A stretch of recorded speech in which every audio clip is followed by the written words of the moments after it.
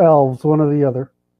Hello, hello, hello, and welcome to this edition of the Jolly Heretic. Now then, ladies and gentlemen, you may be aware that there has been a bit of a fight in the beer garden of the Jolly Heretic prior to the show, before the opening of the public house. I have been in the beer garden to referee that fight to some extent, and that fight appears to be over this lightning rod of a figure that we have, that I'm very glad to have with us today, precisely because I'd like to know what all the fuss is about. And that is Mr. Kurt Doolittle of the Propertarian Institute. So while Kurt Doolittle while I sign into the old entropy, I'll ask Kurt to tell you a bit about who he is. So Kurt, over to you. Hi, I'm Kurt Doolittle. I'm a serial entrepreneur. I built most of my companies in the tech business in Seattle. I retired early to work full-time on what you would consider philosophy, and I would consider the formal logic of social science. And so about a little while ago, we came out with, about 2 years ago, we came out with an attempt to popularize this method. It was a big, risky proposition to try to take an intellectual movement into the conservative space. But and then we had some interesting things happen. So that's who I am. They're moaning about the sound already. I told you they would. I can speak up if you want me to. Yeah, maybe speak up. I don't know. They're very, very sensitive to the sound. Other drinkers at the Jolly Heretic. Okay, okay. Now, anyway, so anyway, you as we were talking about before the show, we've had this fight in the beer garden, and you seem to be, in your own words, something of a lightning rod figure that attracts trolls. So why do you think that is? Oh, it's partly by design. When I came out to start going public in 2014, our intentional strategy was to be provocative. Then my research method, which you'll understand as a social scientist, is sort of playing king of the hill games, which is a method of provoking discourse by provoking conversations. And so what I do is I look for first principles by falsification, and I use falsification by listening to people's arguments. So in other words, I treat the public as a test, as my favorite, mice or hamsters, and I run it. And this is because, as you know, self-reporting is notoriously false, but self-defense isn't. And so by using an adversarial method, we tend to find out what people's genuine intuitions are. And over time, if you work at it long enough, you can discover their first principle, what's their real objective. So for me, I'm trying to understand somebody. Most of my stuff wasn't controversial when it was technical, like truth, the scientific method, reciprocity, foundations of law. But when I started working on religion, it was, of course, really controversial, because religion is also always controversial. My primary work, of course, is in testimonial truth. A lot of that ends up criticizing Christianity, and a lot of that ends up criticizing the Nazis. So a lot of my work doesn't carry the ethno-nationalist or racist line strongly enough for. So basically, if you have the political compass of the left is generally united, while the right covers the spectrum from fascist to Christian with libertarian in the middle, I've managed to alienate or aggravate all three factions on the right. So this is the first part. The second thing is is that okay? Did I make that point well enough? Can I move on to the? Yes. I just rather you could sit closer to the microphone somehow. That would be good. Well, if we get a break, I can put the fancy mic on. And anyway, the second thing that happened is about a year and a half ago or 2 years ago, John Mark, who's a marketing guy, said, I want to try to take your ideas public by pushing the idea of civil war. In other words, pushing my argument has been that civil war is deterministic. It always has been, that we're going to have one way or the other. It'll manifest in one way or the other. And so we should seek to prevent it by trying to produce a controlled solution instead. He came out with this message that was really popular. I was a niche figure that came up through the libertarian side, basically working on rule of law. And he said, well, let's take it out and work with it. And so that got a lot of traction. He had 100,000, maybe almost 200,000 YouTube followers. He was making good money at it. And then we went down to Richmond. But before we went down to Richmond to do speech, our intention was just to give our free speech. We need in order to have an open discussion, we need to have three things. We need to have three basic rights of free public speech. And so that was the content of our speech. When we got down there, we were riding on the coattails of a Second Amendment group, and the Black Lives Matter group came and crashed our party, so to speak, and they tried to start something. Well, my view is, our strategy is don't take the bait, because the left's primary tactic is to bait the right into hazard, and they're stupid enough to always take it. So we were trying the opposite, which is more of a Gandhi strategy, which is there's nothing you can say that we care about. All we're going to do is try to continue to get our message out. So they came up, and the Second Amendment guys gave me the mic. It was their microphone. It was their presentation. I was just a visitor, and so they told me that they wanted me to talk to the BLM guys, and I'm like, what the hell, I'll talk to them. But this got spun out of all over the place. Now, of course, from my standpoint, I think this is clown world, and I'm just joking with the guys. And of course, our people didn't. The dissident right, so to speak, or the amateurish right, didn't find this manly enough, I guess, and so I was screwing around with them, and we were all trying to make everybody happy, because primarily it wasn't our thing, and second of all, they had given money to the event founder. The BLM guys had given money to the event founder, and the cops had surrounded us with armored cars, so we were going to take the bait. Had the opportunity to, of course, but then we're making the same mistake as everyone else. So while we were quite popular under that moment, within a few days, I mean, what we consider the mouth-breathing right sort of just jumped all over us and poisoned the discourse. So you'll see these trolls they're all saying the same thing. They're claiming that because it was 100 degrees and I was sweating my you-know-what off, that I pissed my pants out of fear, which is obviously not the case. And they're claiming that I have some affinity for Black people, when what they want is someone to fight for them. And so I understand completely. Well, you said apparently someone contacted me and said that you said Black men are stronger and have bigger dicks. Well, I would tell your wife you were good looking and probably good in bed too. I mean, it doesn't mean anything. I'm just fucking with them. I mean, it's a statistic. It's a statement of fact that West African people have a mesomorphic body type, and on average, they are going to be stronger. That's a fact. As for the bigger dicks, there's some dispute over the validity of the data. They do have smaller testicles. Yes, they do. It's not the point, though. The point is that I'm trying to follow our strategy, which is do not take the left's bait, because that's what they do. They bait the right into hazard every single time, and the right suckers for it, and they fall for it. And it's part of the Alinsky tactic. It goes back decades. So why fall for their bait? The right answer to handle them, of course, is to just do what I did, which is to humor them and realize that the Black Lives guys, or whoever else, they're just disappointed and unhappy about the world we live in, because they're fucked. And they're screwed. And so I understand completely. They're not the enemy. They're not the problem. They're an effect, not a cause.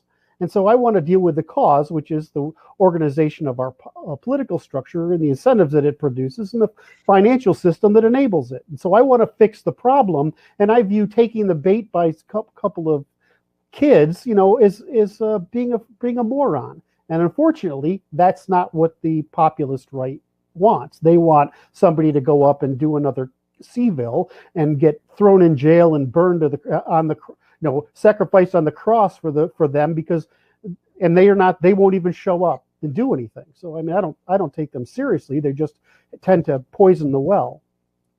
I certainly agree that there is an element on the right that is extremely humorous. So I experienced it myself with regard to when I wrote a book about Islam called Why Islam Makes You Stupid, but also means you'll conquer the world.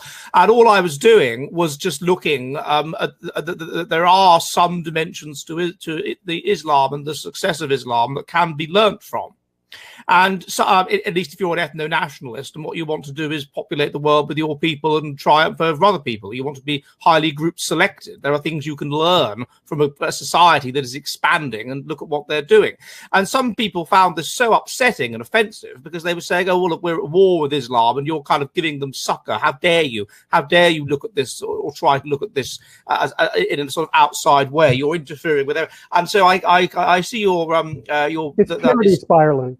So what they're doing is they feel powerless, right? And they're right to feel powerless. They are. They feel right that they have been abandoned by their elites. They feel right to be pissed at their elites. They have no political, they have no social, they have no economic power. I completely understand, but purity spiraling on your own is just a waste of energy. All that is it's like girls shit testing guys. They're just going out and complaining and whining because you're not satisfying their emotional wants. But it doesn't matter what your emotional wants are. You need to be able to obtain the power to enact the policies that bring about the conditions that you desire. It doesn't matter how happy you are about the process in between. I mean, could you have something that one might call conspiracy theory spiraling, where once you start saying, look at me, look how much I doubt the current regime, and I doubt everything, how much I think it's a conspiracy. I think it's even more of a conspiracy. I think it's even more of a conspiracy. And eventually you get these people that will just say that everybody they don't like who is right wing is a fed. Of course. And it's just, you know what it is? They're trying to say, I understand the world and I have some control over it, and I want you to make me happy. Right, that's the animal inside. That's all it's doing. So you can either if they weren't blocking me from making progress on a line, I wouldn't care, because it's not that I don't sympathize with them. But all this whining and bitching and crying like little schoolgirls is actually making it impossible for us to take the disenfranchised and turn them into a political movement. It's not that I don't know how to do it. It's just you can't get over the mouth breathers. Okay, well, anyway, cheers, everybody. Cheers. Welcome to the Jolly Heretic. Cheers. We are, of course, if you're new, we are, of course, online public house that meets on Mondays and Thursdays at 7 p.m. UK time, 2 p.m. New York. I know I have various questions for which you sent in on Monday, and I will perhaps deal with some of those today. I will certainly deal with all of them on Monday, but I will prioritize today any questions that are sent of a Kurt nature and that are for Kurt or directed at his kind of area. So you can send those in at Entropy, which is the link on the screen below, or you can send those in through YouTube. The tanker, I hope it's pewter, says Silver.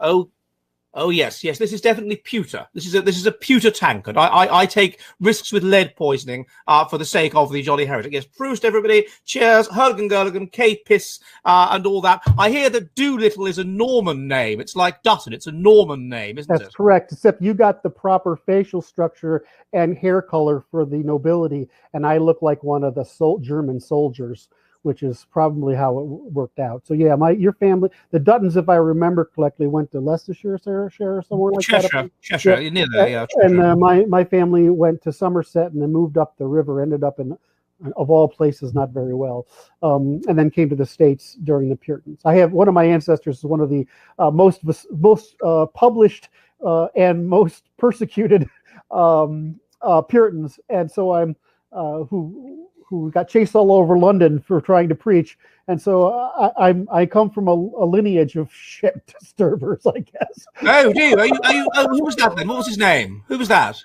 Stephen Doolittle, Stephen Doolittle. Oh, I'm not. I should look it up. It's 20 some odd books.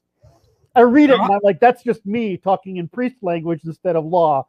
It's funny to read your ancestors and realize that genetics create a mind over centuries that's basically the same. Well, people marry people that are genetically similar to them, so they intermarry. So you would end up with this sort of de facto caste system. There was a very interesting book by it was called The Sun Also Rises, by Greg Clark, and he found that the heritability between 1200 and 1950 of socioeconomic status in the UK based on names was 0.7. So it's extremely high, and Doolittle would have been one of these Norman names I would imagine that he would have looked at. But anyway, so tell me about one of the things that interests me, and one of the debates that's going on in these circles is that you have libertarianism, and there is a degree to which I like the idea of libertarianism. I like to be able to say what I think, and I like to be left alone. Mm-hmm. But then you have a situation where European peoples are increasingly in a situation of almost a warlike situation, in a situation where they're struggling. It's not like, it's total war, and I'll talk about total war if you want, but it's not like war, it is war. We are the odd people out. We're the weird people, white, educated, industrialized, whatever. We're the weird people. We're the only people that use truth before face, and we're the only people that consider war limited to military means. And that's a relatively recent development even in our history. But, we're the weird ones. Everybody else knows fairly well how to conduct total war, and we're extremely vulnerable to it for ancient reasons. And maybe that's a topic we should cover. But our strength. Well, let's talk about that then. So why do you think we're? Well, can you tell me first, though? Can you tell me more about what is this Propertarianism idea? How does this differ from traditional libertarianism? Libertarianism, as most people understand it, comes from one of three angles. The Rothbardian, which is a Jewish take on the Jewish separatist take on liberty, which comes from where I've been living, which is in Ukraine. The classical liberal, which is, we tend to think of it as the Enlightenment era through the Hayeks of the world, which is an optimistic hope that the rest of humanity will join us in an aristocracy of everyone. Well, that's a failed project. And the third is our ancient tradition of rule of law, which is American, British, Anglo, Germanic, or Proto-European. So our rule of law is our oldest institution. So you can say, I want liberty for one of three reasons. The scientific one, which is the original rule of law, the philosophical one, which is the classical liberal, but is not scientific, and the Jewish one, which is Rothbardian, which is pretty much anti-ethic. It's an immoral, it's ghetto ethics. So I try to stop, I know it's probably too many steps for everybody, but you can look at libertarianism. So I take it back to first principles, which is Western civilization is based on rule of law, sovereignty, and reciprocity, and I build up from there. So when I say it's libertarianism, the primary difference you'll notice is that in the West, we warranty what we say. In other words, we're liable afterwards for the commitments we have. We're libertarianism, Rothbardian libertarianism, is like that. It's whatever you can get away with, and the litmus test is blackmail. Libertarianism allows blackmail and usury and all the other means. And classical liberalism, as we see by the evolution of law in the 1800s, basically is a nonsensical emotional appeal that tries to find some philosophical way to justify not using the rule of law while still maintaining some semblance of it. So this is a very complicated subject if you're looking at what libertarianism is. So crucially then, wait a minute. So crucially, to have libertarianism, you have to have the rule of law. Yes, there's only one way to have rule of law, and that's if the law is sovereign. So in America, until recently, So in somewhere like the Ukraine, where do you live in the Ukraine now, or you haven't? No. No. There's no law there. No, that's what I mean. There's no, as I understand it, it's a highly corrupt society, and so this would mean that contracts are meaningless. I mean, what's the point of having a contract? You can't enforce it. It's a cash. There's no rule of law. It's a cash. What's the point? I imagine, do people in the Ukraine have mortgages on houses? Infrequently, or they just buy them outright. Most of the time that you build your house, or you buy your house, somebody build your house and you loan against it. People do have loans, but it's far more common to build your house and pay for it as you go. That's common in a lot of the world. But because you can't trust the system of contract. No, you can trust that. What you can't trust is if you get into a dispute over it, that you won't spend time paying bribes.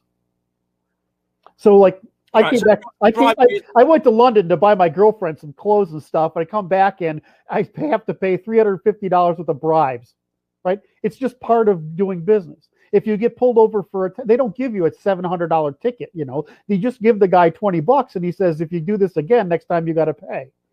I mean, it's just that kind of system. It's a hand cash system. In some ways, it's way better because the corruption's honest. What we have in the West is we have put all this corruption into proceduralism, and you can get away with anything if you can justify it by some sort of due process, no matter how corrupt it is. So I feel freer in Russia than I do here. I mean, if I was in Ukraine and I said, well, the reason the revolution didn't work is because you didn't hang any of them. I said it on TV 100 times. Nobody criticized me for it. The people just said, yeah, that's probably true. I say anything here, even slightly off kilter, the FBI's at my door the next day. Have the FBI been to your door? All the time. They were just here for 3 hours the other day. They're just worried I'm going to do what I say I can do, which is start a revolution. I'm just trying to stop one. Right. Okay. All right. I mean, yeah, I find it if I compare it to Finland, that if in England, England is more corrupt than Finland. And so Yeah. you know that you know there's an element of corruption. You know the system. You understand it, Yeah. and you live with it. Whereas Yeah. here it's more complicated because people are corrupt and they do lie, but they have this belief that, oh, we honest Finns, we never lie. Finns are so honest, but of course they are corrupt. And when I spoke to a Finnish guy on here, Kai Muros, he told me about this. It's in a very subtle way, but they are. Kai's very good. Kai's hysterical. He's great. So it's more complicated. Someone's at the door, Ed says, sail away. No, I don't think so. So anyway, right. So that's what I mean. So libertarianism then becomes a problem once you have a corrupt society, and once you have a multicultural society. No, libertarianism generates demand for corruption, just like communism. I mean, what's the difference between communism and libertarianism? Libertarianism says there's no common property, and communism says there's no private property. What's the difference? They're both attempts at monopoly. When the history of Western civilization is rule of law and trifunctionalism. There's a competition between the legal elites, the military or state elites, and the priestly elites, and that's why we're vulnerable. Is because we run the entire civilization by markets in every aspect of life, but we don't defend ourselves from total war because of it. We don't think of it this way. Figuring out the first principles of every civilization takes an extraordinary amount of work. And the Western civilization takes more work because we have theological traditions, we have philosophical traditions, we have literary traditions, we have academic traditions, and then we have, if you go back to the reality, if we have the law. Now, the law is evidence of demonstrated preference. It's not evidence of wishful thinking. So I tend to work with economics and law, and I ignore the philosophy, the economics, and the theology, which is what makes me a little more empirical study than you generally get with the other academic disciplines. So I've deviated a bit from the point. This propertarianism thing, if you were going to sum it up in a few sentences, what is it that you're advocating? What am I advocating? I'm advocating rule of law, but in order to put together rule of law, you have to be able to write it down in a formal logic so that all law derives from it. Right? In the English tradition, you have spoken or traditional rule of law. Right? It's actually pretty weak. Under your system, no longer is the law sovereign, Parliament is. In America, no longer the law is still sovereign.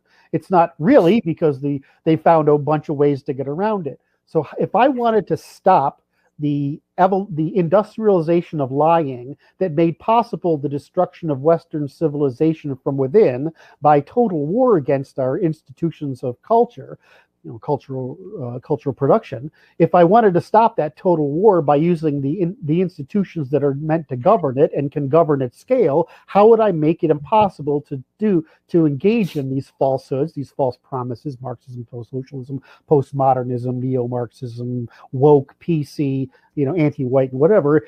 How would I make that illegal without making the things that are good and true that need to be debated legal?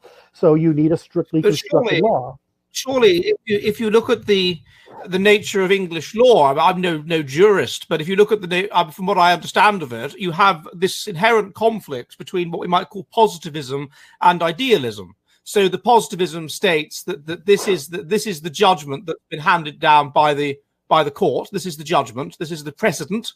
And you extrapolate from that what you should legally do in a particular situation. But then also you have certain legal ideals, such as that, let's say, no man can benefit from his crime. Right. And there is this tension between the two. And so it becomes very, very difficult to have a system of laws that is delineated in that kind of way and just say, oh, well, it's hard to come up wait, if I may finish, because that would put, if you have a purely positivist understanding of the law, then you could have a situation where somebody gets someone to change their will, murders them in their favor, murders them, goes to prison for 25 years, and then inherits all the money. Right. Well, you're saying that can't be derived from a very simple formal logic, and it can be. So there's an interesting, It's like if I try to explain this, I have to go back into history and construct it forward. It'll take 15 minutes. I don't want to do it. Yet we're going to jump around and have to answer a lot of questions because I can't. I don't. I'm going to try to handle it this way. Is that what you just used was philosophical terms, not scientific terms. In scientific terms, there's either natural law, which is everything is deducible from reciprocity. There is empirical law, which is what English common law is. It's empirical law. It's discovered law by resolution of differences. And then you have positive law, which is people coming up with ideals and whatever they can, that regardless of whether they're reciprocal or empirically resolvable. So there's really a spectrum of it, and this tends to be talked about in the literature as natural law, as softly positive law, as strongly positive law, and arbitrarily positive law. So when you talk about it in those terms, you have to say to yourself: is everything decidable? Is every political decision is every juridical decision resolvable by a test of reciprocity? Well, of course it is. It's just like all choices are rational given the information available at the time. We don't educate people in this, and we intentionally avoid it. And the way our civilization, what? Wait a minute. When we say all choices are rational, I'm not sure that's necessarily correct. I mean, people can make choices that are rational based on certain presuppositions about what they desire to achieve, but also we are an animal, we have certain evolutionary inclinations, and as economic research in game theory and whatever has shown, we can make very irrational choices because of the way that we are directed by these instincts, and also because we're in an evolutionary mismatch. Trouble of definitions. Okay, rational can refer to a pseudonym for logical, or it can refer to rational given the all information if I had it, or it can evolve with information as I do have it with the wants and needs I have at the moment. But to say it's rational is only to say that we can, if we do it in juries all the time, if we interview you, we can probably figure out what your rational incentives were. Now, your incentives might have been fear, they might have been uncertainty, they might have been anything else, but in general, they'll be explicable. If they're explicable, they're rational. People. All right, okay. Okay, that's so in a scientific sense. If you can make sense logically of what motivates a person, then it's rational. Okay, I understand that. But I'm just how is this system that you're suggesting different from the current legal? I mean, the current legal system is based around a balance between positivism and idealism. So, what are you suggesting that's changed? If you read the literature, that's not what it's based on. It's based on a set of ideas about what people can get away with given the evolution of our natural common law to today's positive law. If you look at Hart and Dworkin and the guys who are all coming over from the Jewish side of thought, they've brought with them positive law because in their culture, Jewish thought, law is all positive. Elites make decisions. Whereas if you look in the Western tradition, there has to be a deliberate political choice to impose a cost on anybody. That's 5,000 years old. So the English law is just the most surviving of the. Once Napoleon came along and destroyed common law in Germany by conquering the Germanic states and imposing, Napoleonic law on it, the Germans were no longer common law people. But England preserved it. But didn't formalize it. The Americans formalized it. Jefferson tried to put it down as a set of institutions and a few civil rights. Common law. Wait, sorry. Excuse my ignorance. Common law is simply the accepted laws of the land that aren't written down and codified, that aren't passed by Parliament, but are just accepted. Common law is the old European, Germanic, English, American system of empirical discovery of violations of reciprocity by the people, combined with and had to make use with state edicts. So our common law tradition contains of two traditions. The third tradition, which you keep alerting to, is the idealist or utopian tradition that came about during the 19th century because people were trying to empower government in order to stop and overcome the natural process of the common law. In other words, they were trying to create state power. I mean, all that's happened today is we've restored the problem of the English Revolution, right? And we had a revolution in the English Revolution to take power back from the state and restore it to what we considered the rights of Englishmen or the common law. And what we have today in America is still the same argument. It's the state's gotten too powerful and we're looking to restore our rights on the common law. The difference is we habitually practice those rights throughout all of life and history, and now we're saturated with information and we don't know enough about our history, like anything else, to be able to discuss it. I can explain almost any. I'll give you a better course of law than you'll get at Harvard if you want to know what law is rather than legal procedure. And so the problem is Harvard and those courses, I mean, they're terrible if you sit in on them. They teach you of how to undermine the rule of law in the state rather than how to be a lawyer as an officer of the court and assisting in rule as a person who intermediates between the public and the state. And this has all been done to us because people just don't understand it. So what I try to do is I've tried to put all this into a form so that people can understand the history of Western civilization over the past 5,000 years as the accidental discovery of the common law by our ancestors. Think of law and the common law is. Sorry, I'm just confused by because common law is defined in legal terms as laws that are created by judges and tribunals. Correct. They're empirically discovered laws. But yes, it's empirically discovered by judges. Right. That's the difference. It's empirical. But what's the criteria for decidability? The criteria for decidability is what we call reciprocity. And so, all right. So there are two forms. There was only three categories of human action: reciprocity and display, or taunting you, whatever, word and deed. And so, how do we have a lot of history in tort law of how to handle reciprocity in deed. We don't have a lot of history of reciprocity by tort. No, excuse me, reciprocity by speech. So what my work primarily does is articulate reciprocity in scientific terms that a court can adjudicate by, and truth or testifiability in terms that a court can testify. So when you look at my work, it just ends up being the conclusion of the scientific method. And once you get there, you realize, damn, the reason Europeans discovered science is because we were practicing it all along. It's our law. But other races also pursue science, though. I mean, the Chinese pursue. They pursue technology. Well, they did. They pursued technology. They didn't pursue science. They pursued technology. There's a difference, and so let's go through it. Let's go. It's good. Yeah. So what's the difference then? I would have thought you could argue that the Chinese, there's various discoveries they made, and those were scientific. That was science is the attempt to make sense of reality using the empirical method. Okay, I'll go with that. That's what they did. Yes. Right. I was trying to steer toward the foundation principle of each group and tie it back, and I realized I was making an error by doing that. So I don't want to. It'll take too long to cover that. So I'll go with it and say that's like saying that the Muslims discovered mathematics when they were trying scientific and mathematics when they were trying to do astrology. Does that make sense? They weren't trying to do. They just discovered algebra because they were seeking astrological explanations. Europeans discovered geometry because we were making engineering decisions.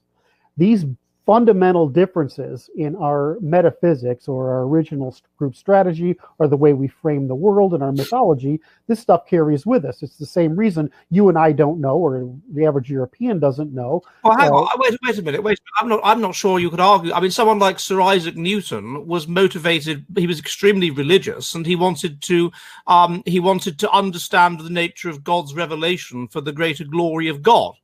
I mean, right. he was trying to discover the nature of light, or whatever it happens to be, as a theological exercise, not for any other motivation. That he was trying to do it for a religious reason. Does that mean it wasn't a scientific discovery? No. So that's why I said. So what do you mean? I'm going to have a. If I don't start with the context, I'm not going to be able to make this. I won't be able to identify the pattern. So that's why I conceded the point to you that every civilization makes its different assumptions and pursues different ends. the instead of, we can flip it around, the question around the other way is, why did Chinese fail then to develop a scientific revolution? Why did the Greeks get the Antikythera device and nearly produce the industrial revolution? But they didn't. They didn't. The Greeks didn't produce Right, an industrial revolution. Right, they didn't. They invented Greek fire, which we don't know what it is. So that was a pretty interesting thing. But they didn't get over the border. They didn't get over the border into industrialization land. Why? So why do you think that is? It's only helpful by contrast. Why did Romans abandon Greek idealism and stay with legal administration, everything empirical? Why did they do that? So why did Hindus never develop a fully secular language? You can see it happening around around the year 0. They're trying to do it. It's starting to emerge, and it stops.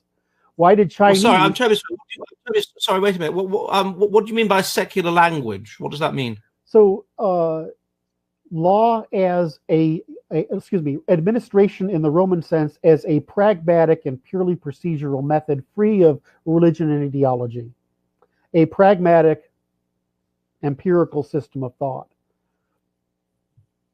But is law free of religion and ideology in the West? It's largely free of it. That's the thing. It's fascinating.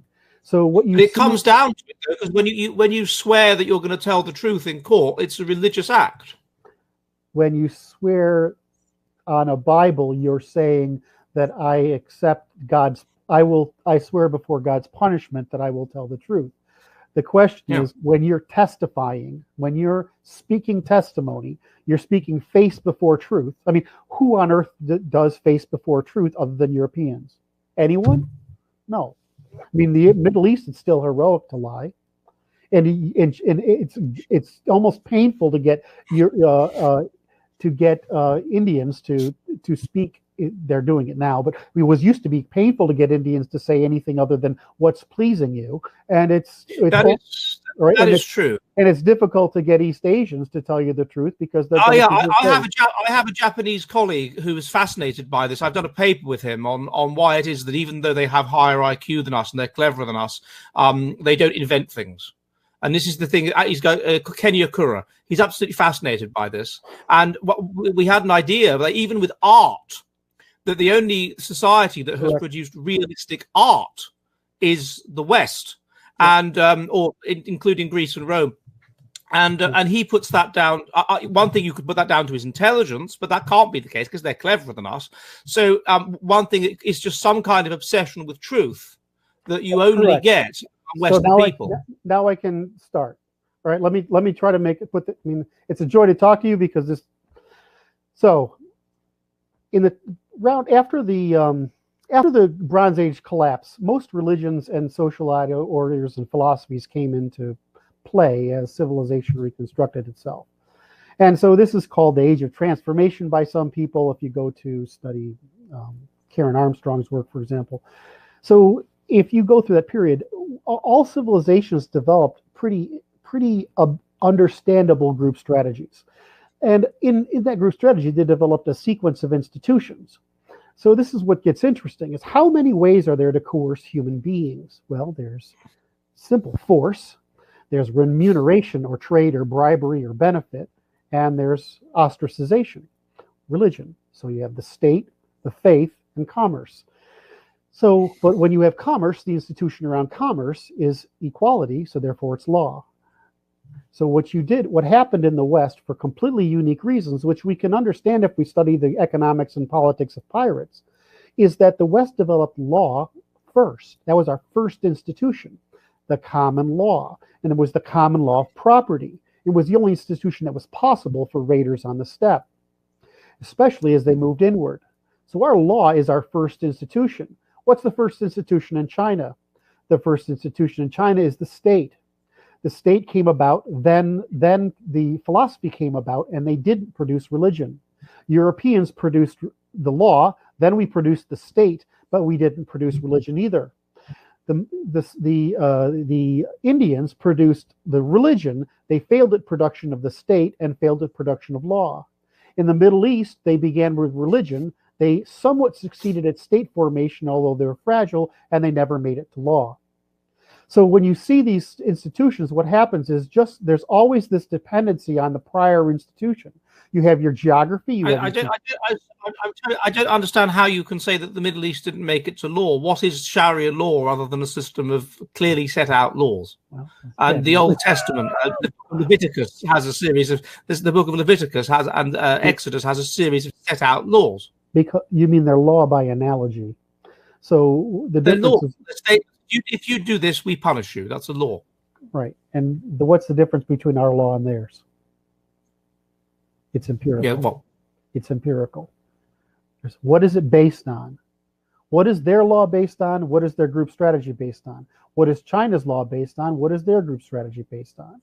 Every civilization started the same sequence. Every civilization followed the same sequence. We just did them in different orders, so we we have different group strategies, and we created different priorities according to them.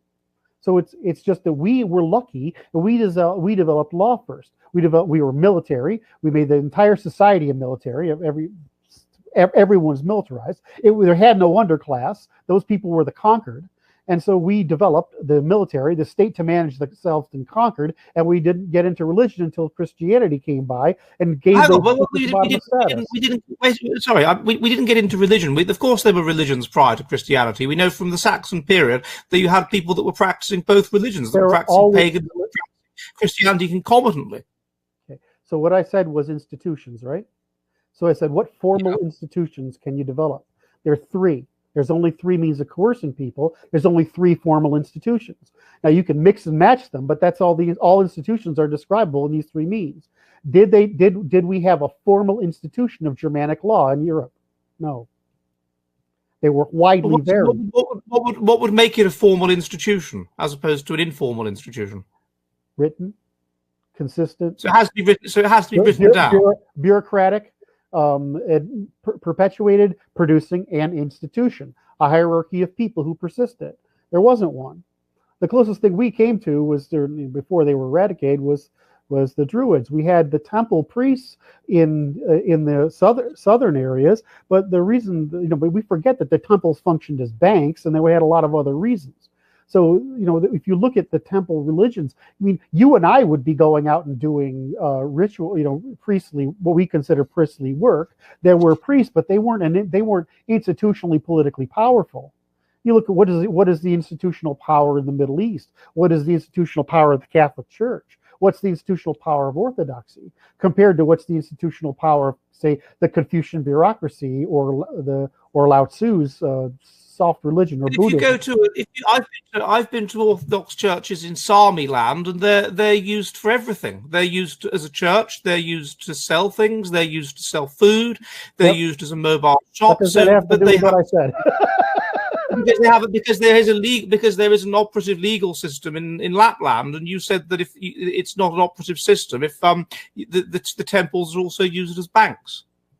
How are you exchanging Greek 600 BC with the Orthodox Church today somewhere? I don't understand how you're. You made an assertion that should last for all time, which is that if the temple is used for something other than just worship, it's somehow not an institution of religion. I don't know how you got that.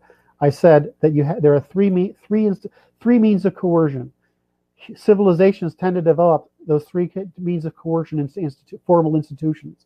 Those formal institutions tend to be the state, religion, and law. They develop them in different orders. The order which they develop in tends to anchor them in whatever they develop first or second. The third tends to be weakest. This is not I don't know why that's even open to dispute. I mean, I guess the problem is it's just not familiar enough territory that I can sort of just throw it out there without giving a lot of examples. But really, I can give you every civilization strategy probably almost off the top of my head and the sequence that they developed it in, and it's all pretty much common sense. The problem is what I think you're getting hung up on is that the difference between habitually practicing something like is Protestantism as it's practiced in evangelical Protestantism, as it's practiced in the United States by independent teachers, an institutional religion or not? Probably not. Is a Catholic Church? Well, absolutely it is. Is the Orthodox Church? Certainly it is.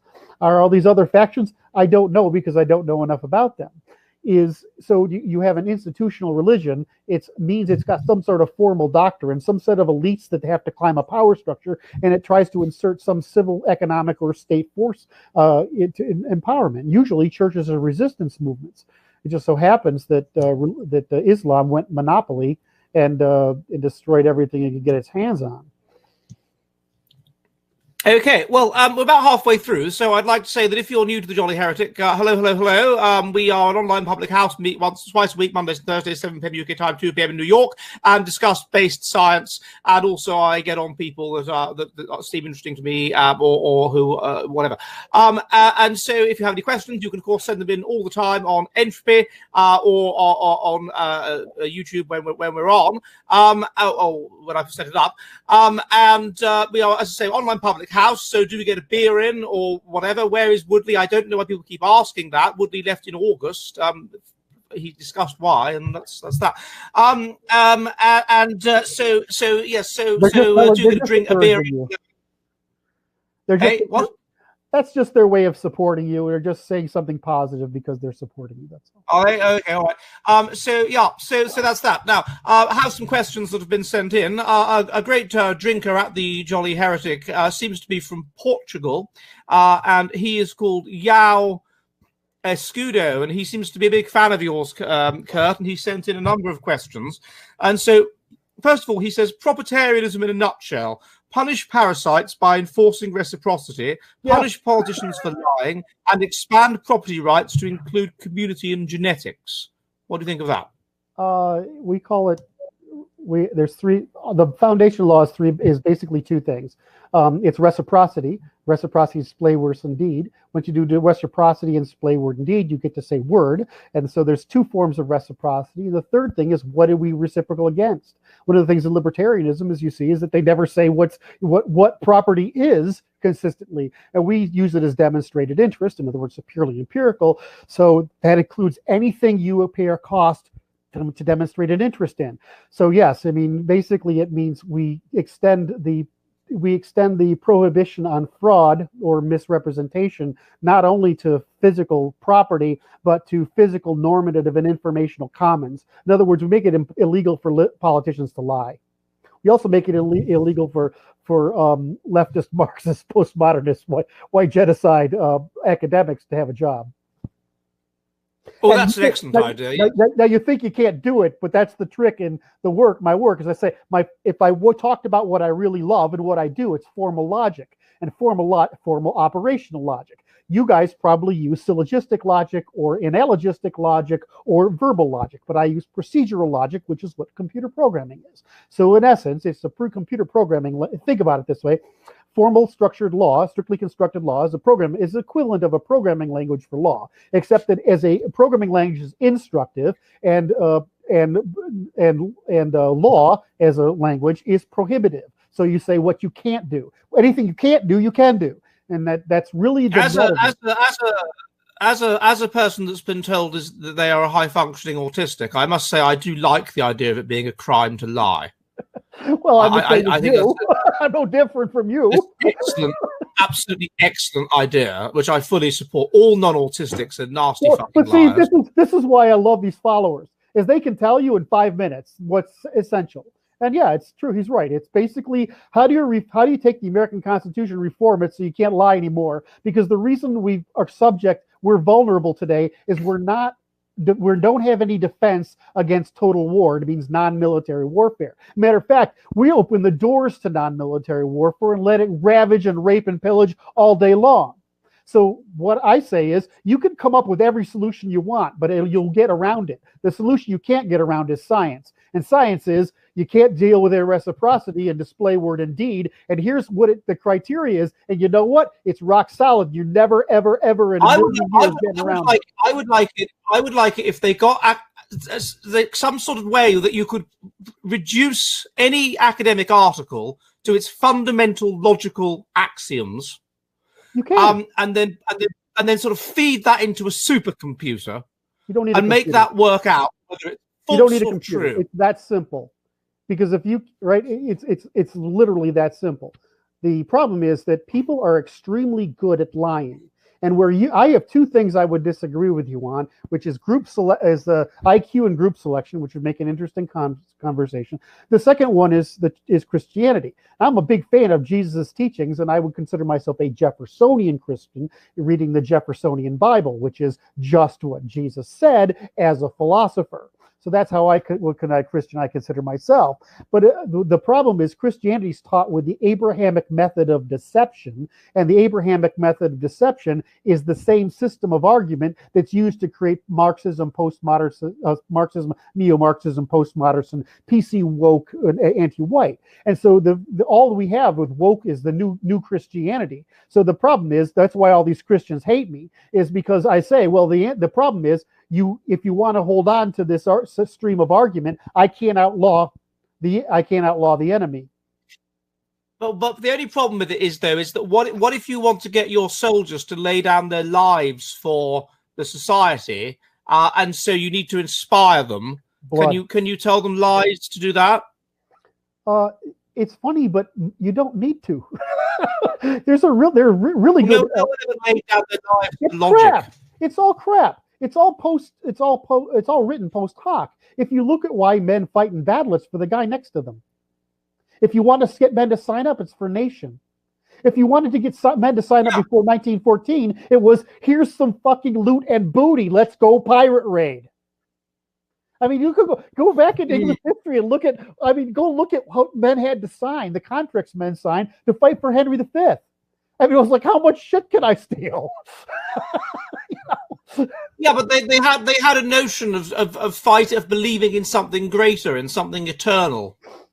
It'd be very interesting to go back to where that comes up, because you don't find it. You see that people writing that it's true, but you don't see that in the men that do it. Just like you hear virtue signaling today from all these ass clowns on the internet. It's just virtue signaling.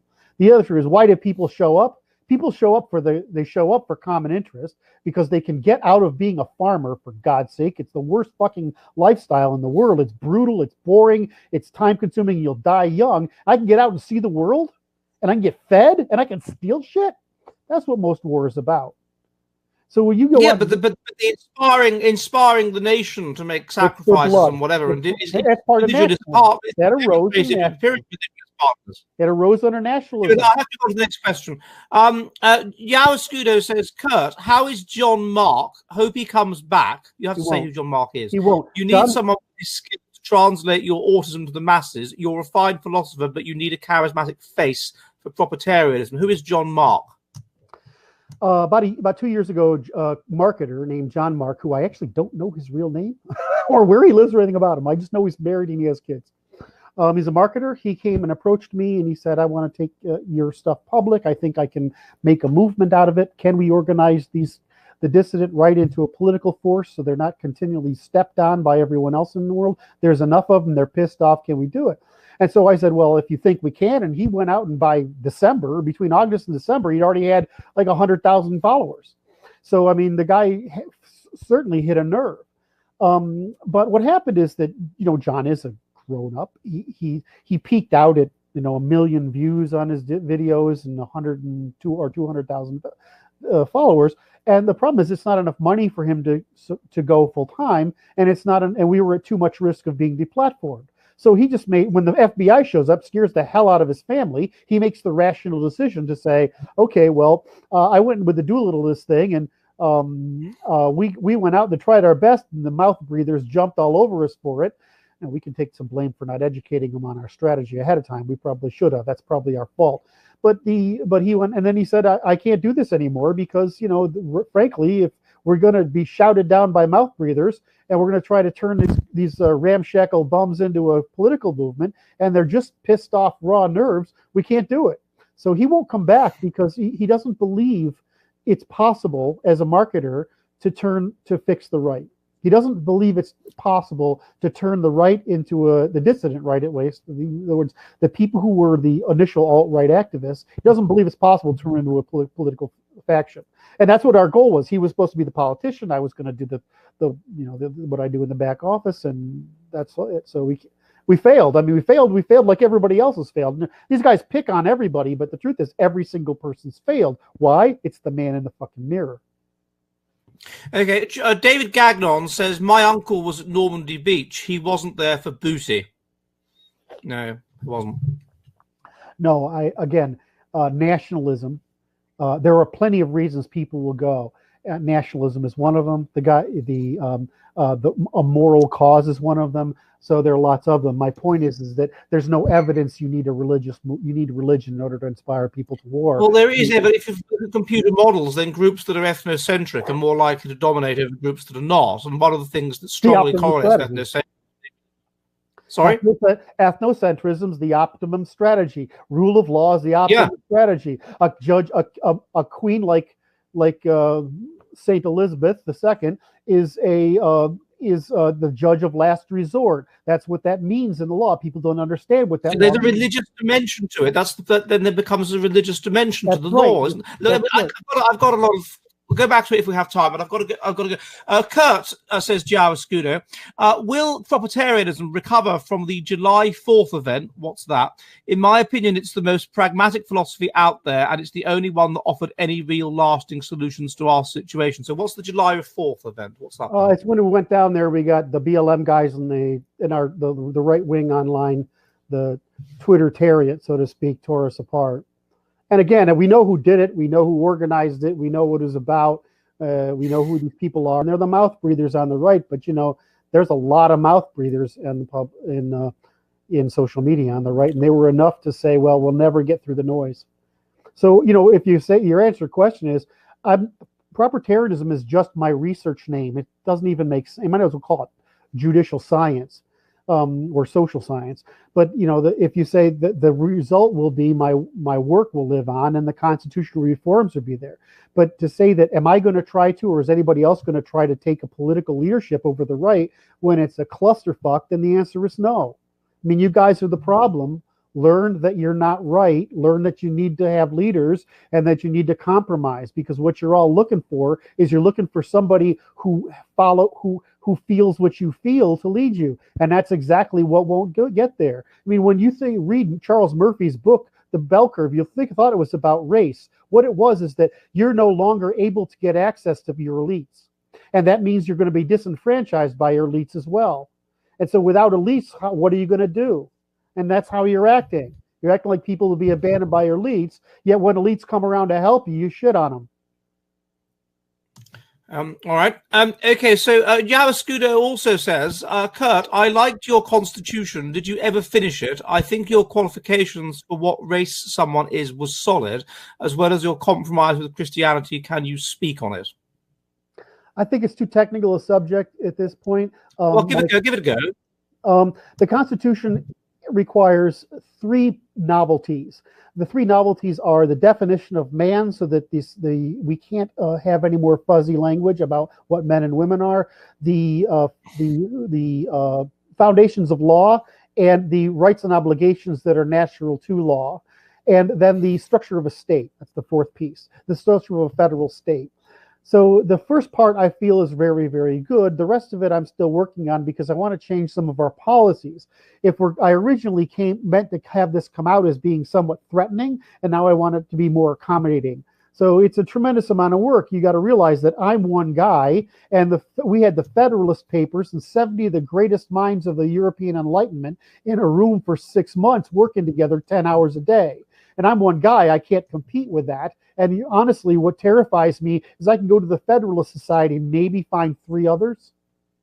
I mean, it's that hard. There aren't men like that anymore to come up with solutions to the problem of our age. It's a really difficult problem, and I'm just one guy. And unfortunately, I have the moral duty and obligation to take care of an elder parent, which is sometimes not very helpful to my work progress. How old is your parent? My mother's 83, but she has about every disease you want to. I mean, she smoked, right? So she's got everything that can happen to a smoker, and she's falling apart at the seams. And I'm just trying to keep her going as long as I can. All right. Okay. Javascudo also says, Dutton, please forgive Doolittle. Okay. If he comes off as autistic. Not particularly. No, he doesn't. He doesn't. I must say, as a person that did videos with Michael for a long time, this is not difficult. Anyway, if he comes, he means well. Okay, I do have a question though, Kurt. You mentioned something about you being a Fed at one point. What do you mean by that? Yeah, everyone says you're a Fed. Yeah. Well, I mean, the reason is that we took this message public that there was going to be a civil war. Now, of course, our message was there's going to be a war no matter what we do. Let's solve it ahead of time. Right? That was it. Well, so they take this as Fed posting. In other words, that means we're trying to bait people into getting caught by the cops or the feds or whatever. I understand completely. I would just say that that's also what you brought up earlier. It's a tendency of people who are out of control of their lives to believe that there's some conspiracy or other, and because in order to feel like they have control. The second thing is I think everybody knows by now that I've worked for justice. My company did work for Department of Defense, and I've worked for the CIA, and I've done some things that I can't talk about on TV, and everybody knows that. I mean, it came out. I couldn't get out of it. What things have you done? What things have you done that you can't talk about on TV? That's a stupid question. Did you really just ask me that? So, I thought I'd catch you out. I thought I'd give it a go. That's a good try. I could go to jail. I could go to jail, though. Yeah, I know, but presumably if you're a Fed, a jail's a really cushy place where there's like hookers and that. No, I tell you what, they are trying to make a case against me like right now, and I'm not happy about it. Okay, look, I would like to say that I've met a Fed, right? And he was a complete pussy. And the idea that these people are in control of your lives, Americans that are watching, which is half of you, is insane. Yeah. I was at this airport in New York, and I saw this bloke walking along with some security next to him. I thought, who's he? I've seen him somewhere. So I changed my direction and walked towards him. And it turned out he was the former Spanish Prime Minister, a guy called Anzar. And so as I did that, some bloke comes up to me and says, "Excuse me, sir, where are you? What are you doing?" And I said, "I'm just walking over here." And he said, "Yeah, well, you do that then." And I was like, "I beg your pardon." And he said, "Well, you go where you're going." And I said, "Yes, I will go where you're going, but there's no need to be rude." And then he said, "Look, sir, I thought you were getting too close to the president." I'm like, first of all, he's not the president. He's the former prime minister of Spain. And second of all, even if he was the president, there's no reason for you to be offhand like that. I'm just walking around the airport. And he said, you got. And he said, "Sir, I'm a federal agent." And then I said, the fact that you're a federal agent is neither here nor there. It has no bearing on whether or not you should be polite or not to members of the public. You're a proper Englishman, aren't you? No need to be rude. There's no need to be rude. And then he repeated himself. Okay, he said, "Sir, I'm a federal agent." And I said, again, so what? So what? Is a federal agent an excuse to be rude? And then he just stood there in silence. And I walked away. You gotta understand that the Israelis developed this technique with dealing with the Palestinians a long time ago, and law enforcement around the world has stepped up to it. The way I know that what you are is I challenge you. And so they're challenging you, and the way people react to your challenge tells you everything you want to know about them. The minute you said that, you sound like a proper Englishman who's not used to being morally chastised, and you told them what you were. So I mean, it was really simple.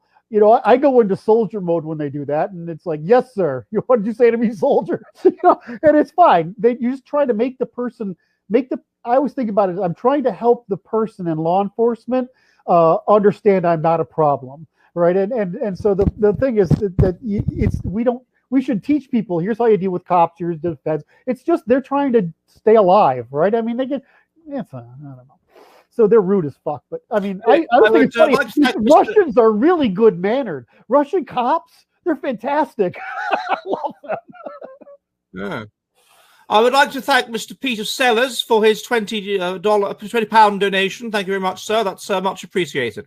Now, the next question comes from Jawa Scudo again. We've got a number of questions from him. And he says, "Kurt, how can the West survive a global Christianity which feeds, converts, and imports hostile third worlders? There are no denominations opposed to this. What should it be replaced with?" Well, Orthodoxy is nationalist. And I think that's probably the issue. So Catholicism is outright communist, Protestantism It is is. What? What? It isn't? It is. Catholicism Yeah, really cucks. it's communism. Protestantism's gone universalist evangelical. So, I mean, it's like a suicide cult.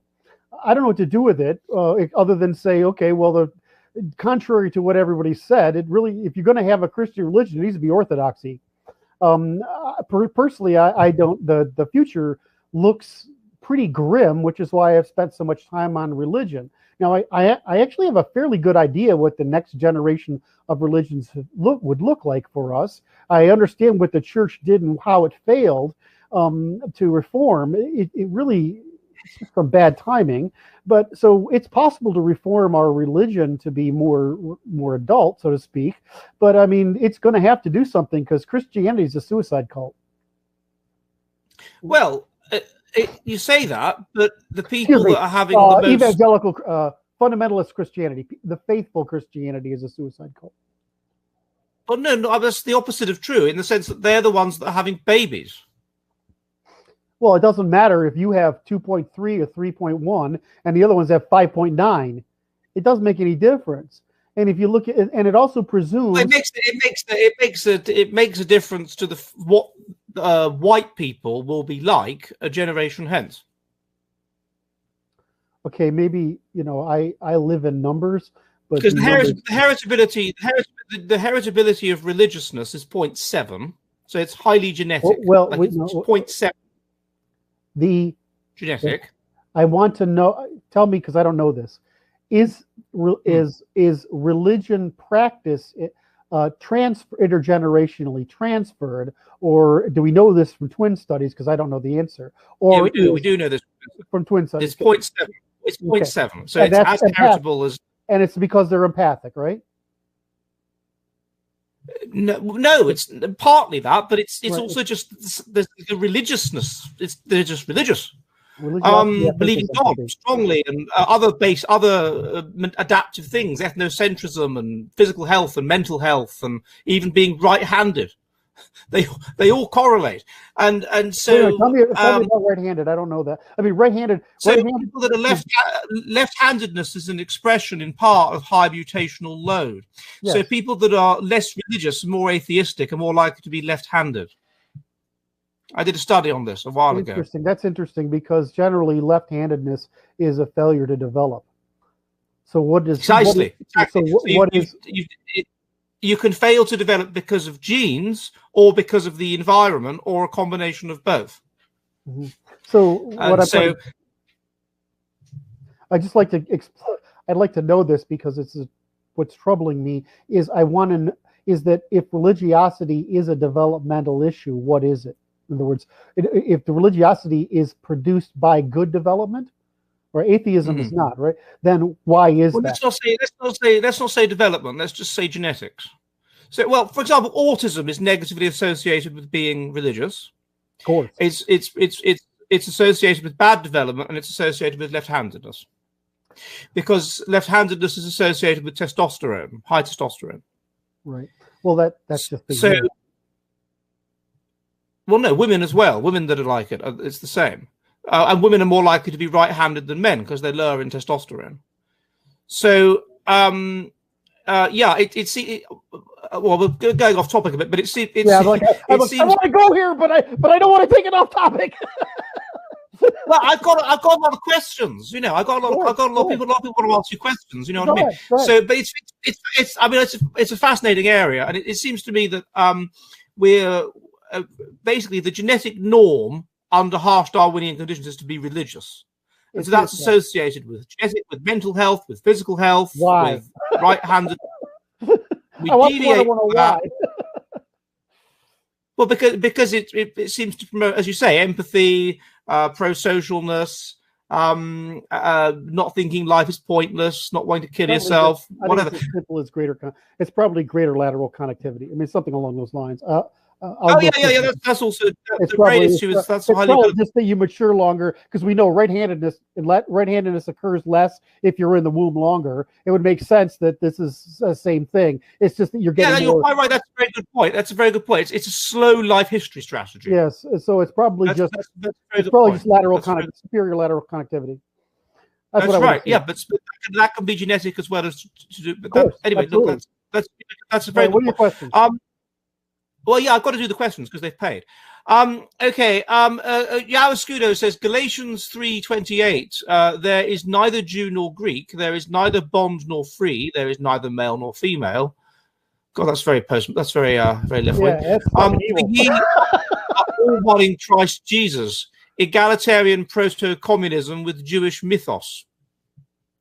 Yeah, there's I think he was being metaphorical though. I think what he simple reality that Europeans are the most cognitively masculine civilizational structure. That's why we tend to be what we are, was very rational. The Jews have taken the female group strategy and industrialized it to the point where it looks like they've got reverse cognitive dimorphism, which is what counts for their speech language. So I've seen this, and I've seen so much data on this. I just need somebody to spend the next 20 years pulling it out to be sure, but it certainly sees the case. So when you see the Jews using the female strategy, if you look at how females argue, whatever, or you study my work on the Abrahamic method, it's just how women undermine. So Jews practice this. Their society is as much as ours is to use maneuver, adaptivity, and invention, adaptivity, and maneuver. Their civilization is just as advanced a strategy of undermining. That's why I tell people, it's wrong to look at Islam as primitive. It isn't. It's the most advanced system of destruction available. It's just devolutionary as hell. It's wrong to look at Abrahamic faith as nonsense. It's as equally sophisticated a method of deception as Aristotelianism is of truth telling. These are opposite strategies, and they produce over the long term the very same results, just as you'd expect. I mean, there's only so many. Dutton and I just talked about how maturity matters, but there's only so many dimensions of maturity in the human brain: and masculine, female, masculine, feminine, overlap between the two, and the degree of hemispherical division, and whether you've matured all the way to the the frontal area or not, prefrontal cortex or not. I mean, there's only so many ways to go, and all human behavior describable on that grid, the same way all human emotions are describable on a three-dimensional grid. So, I mean, humans aren't as complicated so much as we develop all these ways of posturing and gathering information idiosyncratically in order to augment what are basically three clusters of personality: the female, the dominant male, and the ascendant male. We call it libertarian. Okay, yeah, thank you. Yeah, also says, Kurt, how many Semites and non-whites are in your ideal Western society? Can you explain your quantifying strategy for determining what race someone is? Well, I mean, that's, you're asking me two questions. Race is originally the recognition of that we all come from what appear to be four now speciation events. And that every isolation and speciation event caused about one half to 3/4 to one standard deviation of intellectual improvement due to isolation and speciation. We then rehybridized, and that fucked up everything during this is why I'm not too fond of anyway, I won't go there. So we had those events. So when you say what race are we? Well, I mean, I would say that there's races at that level, and there's sub-races, and sub-races is probably the degree we want to look at. And that way we can look at everybody along the Spain to Alaska borderland with the ice, and we can see basically four divisions of groups there. And I would say those are races. And the question again, whether you want to divide the Atlantics, the Germanics, the Slavics, and the Finnics, or you want to just bundle us together. But certainly the South Europeans are still majority Anatolian. So, I mean, when you get to it, I mean, I think what matters is I want people that have the same ethnic interest as I do. In other words, they have to be indifferent enough so that we pursue a common genetic interest. As long as that's happened, then that all that matters. The second thing is you have to have the same institutional structure, and you have to have the same religion. And so my problem is that we need the same religion, because that's really the vulnerability we have. Otherwise, we can probably tolerate everything else, but religion doesn't work by convincing you. It works by making you vulnerable to falsehoods. The data is really simple. You don't want any more than 3% of anybody. The minute you get to 6%, you start to have issues. The more you get to 9%, what you get is demand for political attention. mean, it's just really simple. I mean, you see this throughout history in every single country. So you want to keep everything below 3%. So Yamascudo also says, of course Fuentes is a Catholic. I don't know why this is relevant. He's loyal to the church that pushed for race mixing in South America. Without the church, he wouldn't exist. Okay, thank you. He seems quite white looking to me. But Ronaldo, thank you, sir, says, Doolittle, does your concept of political structure for political effect enhance or decrease individual rights, or is it tangential to individual rights? It articulates what those. First of all, we have rights, but we don't complete it. Is in order to have a right, you must have a reciprocal obligation, right? You have to have one, and then you have to have the obligation to defend it. So you have to pay for it. So you have to pay for it two ways. So what I do when I articulate all rights, and I start from everything's formally structured from reciprocity, I go through all rights, including our American gun rights.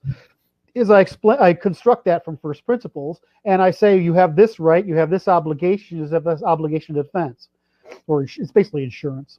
This obligation of insurance, because that's what sovereignty is. It's everybody's reciprocally insuring every other person under the law. That means that's why we don't have any authority. We only have a king that's a judge of last resort. Right ho. The next question comes from somebody called buggeration. Convulsing bald man, and he says, "Why do Greeks have that's an IQ question? I'll do that perhaps on Monday if I have time." Lots of people know this stuff. I don't have to talk about it. Well, no, I don't have to talk about I'll do questions that are about IQ that on Monday when you're not here. Because it doesn't directly relate to you. I'm sorry, I've got a lot of windows up and the computer is messing me around and making me very annoyed. Okay, Steve Rogers says... You're good at this. I'm not good at computers, no. No, you're quite good at this process, though. You're quite good at being the interviewer.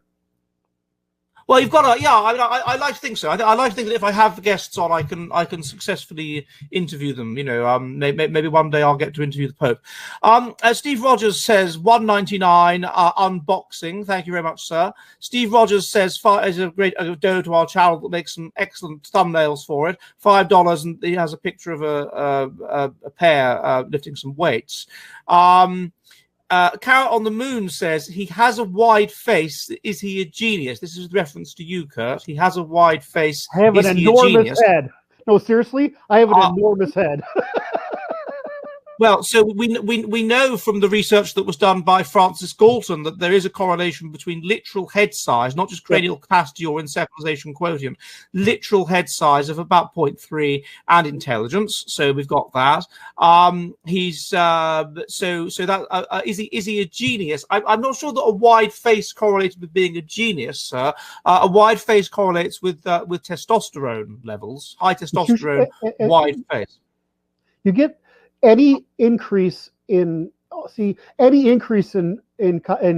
cerebral size, especially if it results in an increase in neural numbers, it's going to benefit you as long as you're healthy enough to take use of it.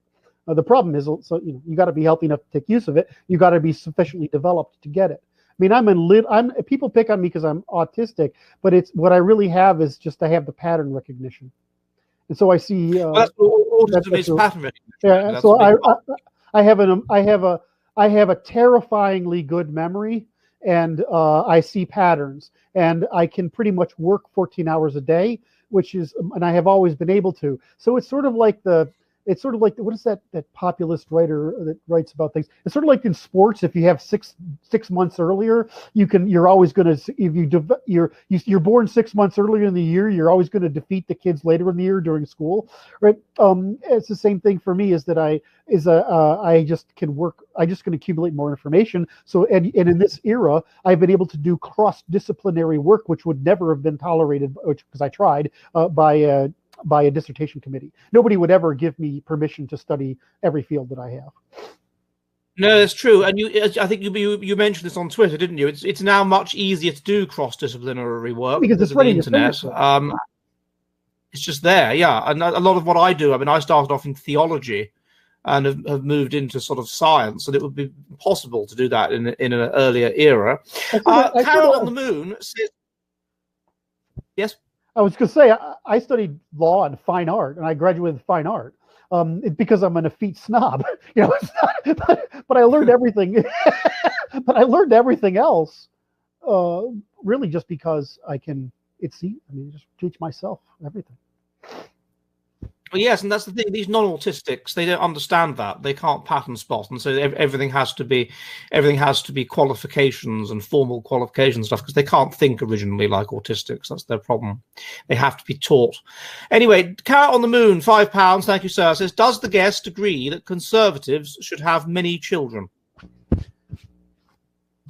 I don't know if I think that is a silly question. As long as you can pay for them, have as many as you can. I mean, I'm big, and if I knew what I knew today, because my kids, I love my kids. I think they all think I'm nuts. I think at least my daughters don't like me. But the answer is that I think I'd have 12. I'd have 12 if I knew. If I knew when I was young what I knew today, it's the best thing in the world. You have 12 children. No. If I knew when I was young what I know today, I would have had 12. I have 3. Oh, how many? Oh, you have 3. Yeah, okay, that's a more manageable number. I think it's a eugenic question. The attitude is that if conservatives have more children, then the world will become more conservative rather than more liberal and based on individualistic values. The only reason we've lost anything is immigration. And if people talk about you can't reverse immigration, I mean, look what Haiti did. They took the Dominican Republic did. They just revoked everybody's passports and immigration back to 1960. I mean, there's no reason this has to happen.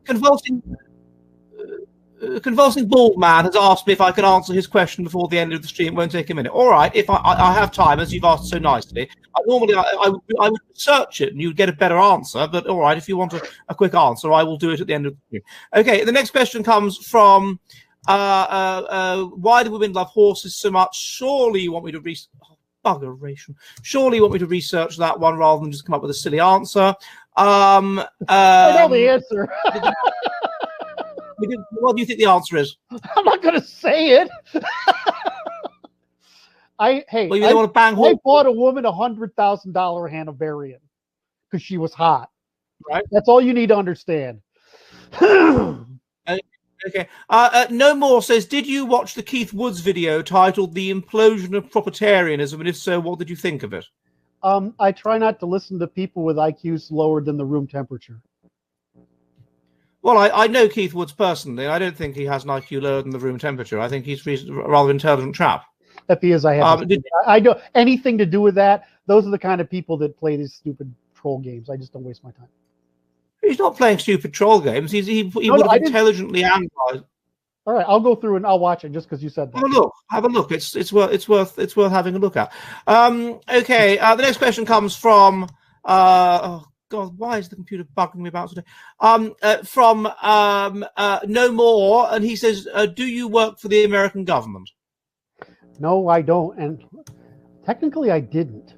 The only time I worked for the government was as a member of the judiciary, and everything else I've done has been as a they call it contractor, although the contracts never end. some of those things you sign, they never go away. So you've been a judge. No, I worked for the Justice Department, and I worked in solving a technology problem for them back in the 90s. There's 90s, 80s. Oh, right. Okay. All right, then. So I'll return to this question then on the brief. Sorry. I don't know. I don't know how it works in America. I find the idea of that's another thing actually I find strange. The idea of elected judges.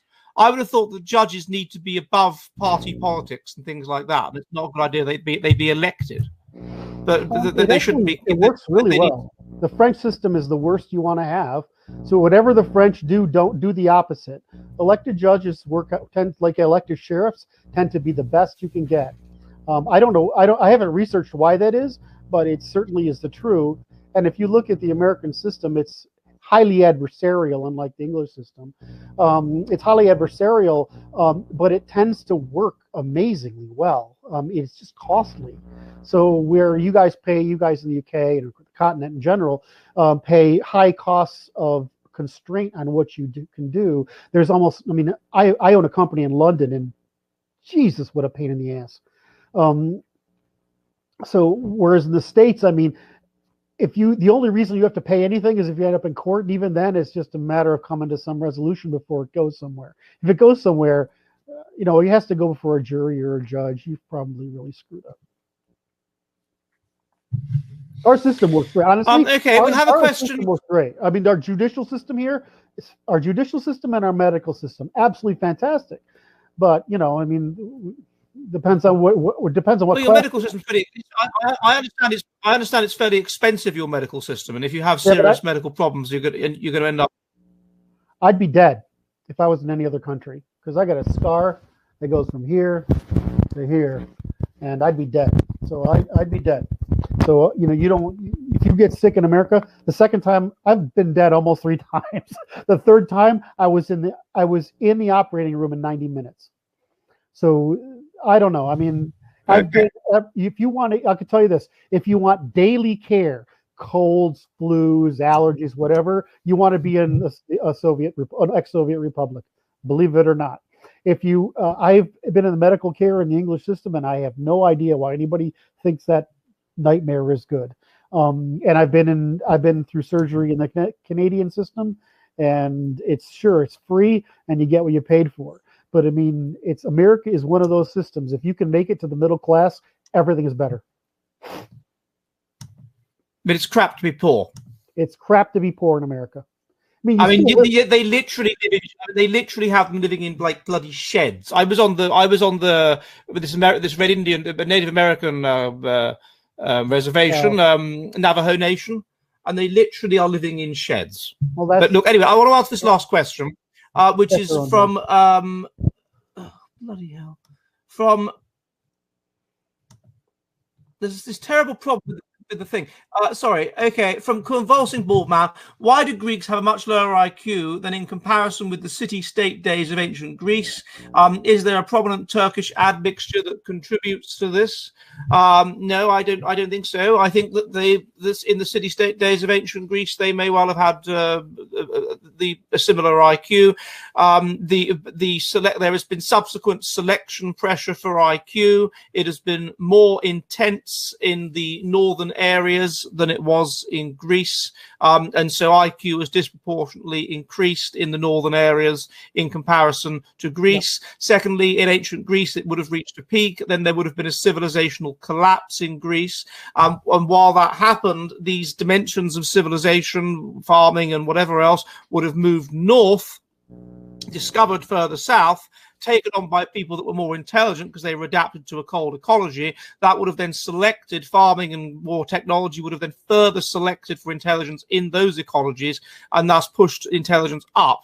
And then you had, of course, the mini ice age, which would have heavily impacted the north, and so therefore the north with agriculture and with then other such factors became disproportionately more intelligent than the Greeks.